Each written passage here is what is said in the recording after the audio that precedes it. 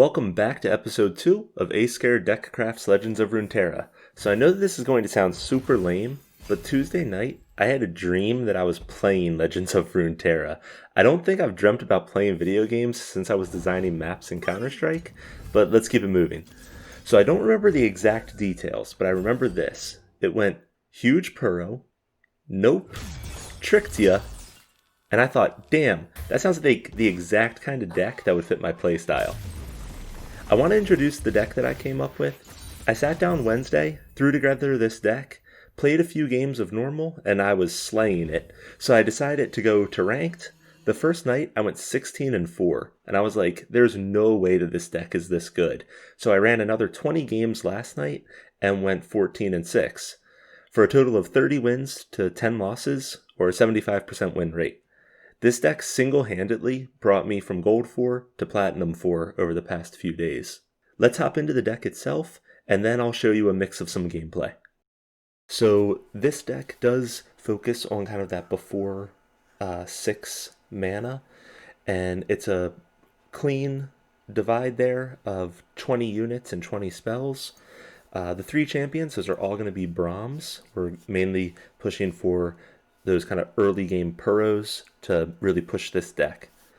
So let's go ahead, look at the cards going from top to bottom here. So the first 3 basically here, we have the Lonely Puro, the Sinister Puro, and the Mighty Puro. These are all going to be key for building out that kind of Puro army, which we'll be using later on in the game. We do have 3 Sentries here as well. That is mainly just for the draw. Just a way to get some additional draws there early game.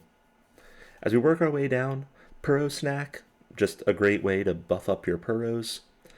Take Heart, you can use this on the Puros, you can also use it on Braum, so it's just a great way to overall buff up a damaged unit. Braum is the only champion that we're running in this deck.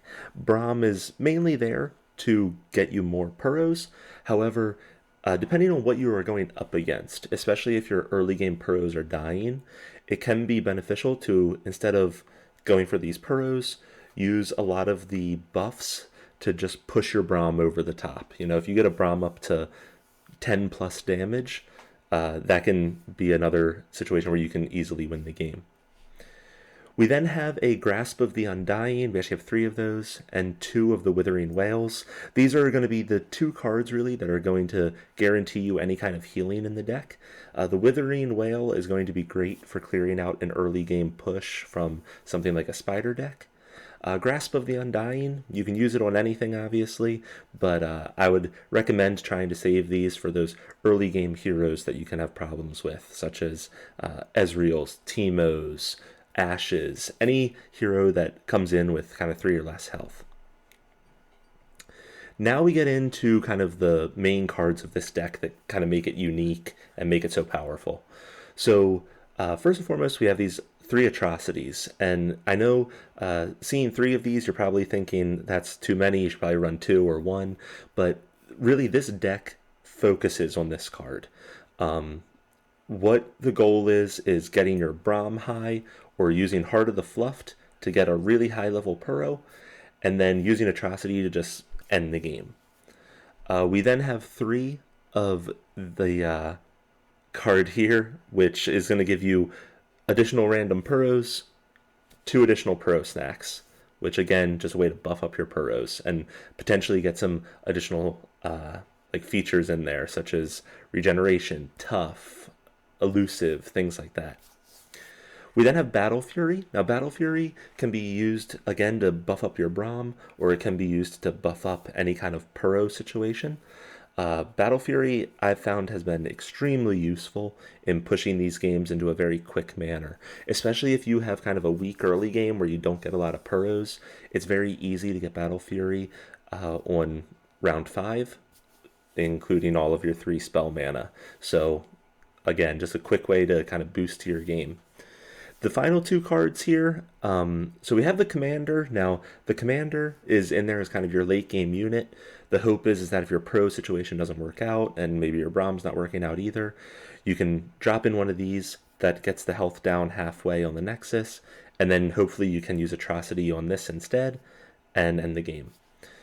I had 1 additional card slot And for me, I actually brought in Rasa, and I have mixed feelings about this. Um, in most games, this card is never used.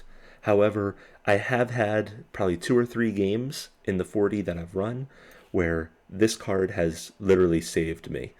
So I'm actually very happy with it in there, but I have a feeling that if somebody's going to be changing something about this deck, this is probably going to be one of the first things to go. Now for the deck in motion. There are a few paths of winning with this deck, but there are a few keys to keeping in mind when the game is in the early rounds.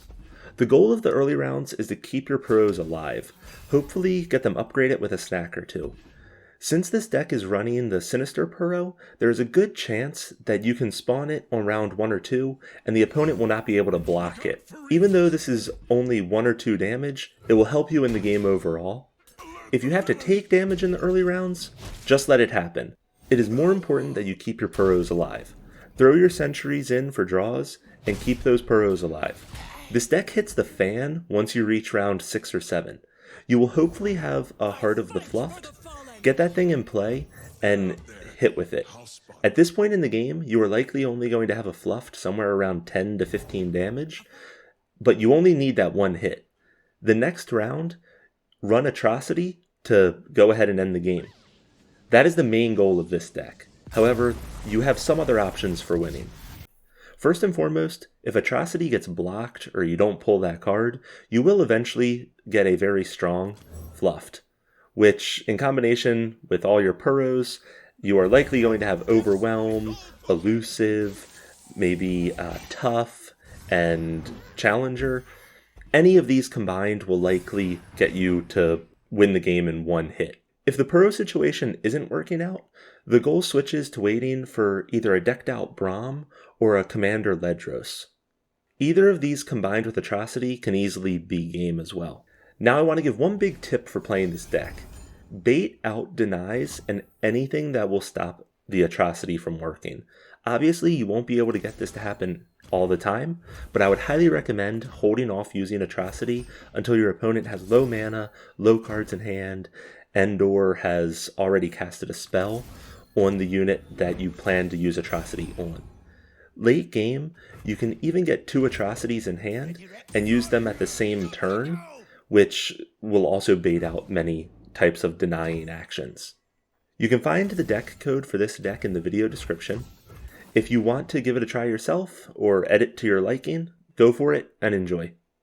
As a reminder, I want this series to be an open discussion, so if you have any recommendations for the deck or any opinions on it, please go ahead and leave them in the comments.